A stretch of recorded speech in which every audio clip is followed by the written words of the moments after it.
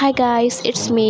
আজকে আমি শেয়ার করব আমার পহেলা বৈশাখের ব্লগ। সো যেহেতু পহেলা বৈশাখ ছিল, তার জন্য একটা red and white colour dress পরতে হইতো, কিন্তু আমার কাছে এমন কোনো ড্রেসই ছিল না।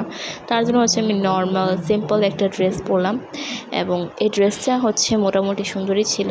এরপর আমরা ঘুরতে গিয়েছিলাম, এবং এই জায়গাটার নাম রোজ গার্ডেন।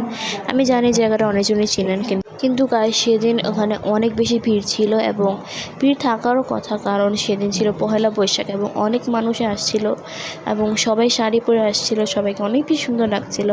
গাইস ওখানে আমি কয়েকটা ছোটোখাটো ক্লিপ নিচ্ছিলাম, এবং তোমরা যারা যারা এই রোজ গার্ডেনে আসছো তারা নিশ্চয়ই একটা কমেন্ট করে দিও।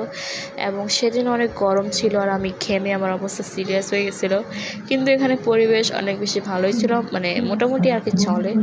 আর এখানে ভিড় বেশি থাকাতে কি ভালোভাবে জায়গাটা ঘোরা যাচ্ছিল না।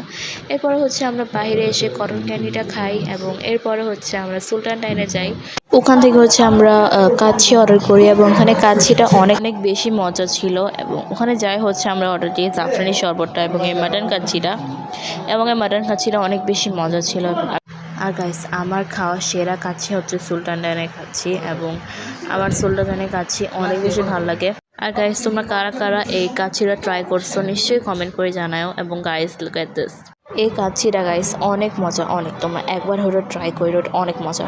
এরপরে আমরা বাসায় এসে পড়েছিলাম।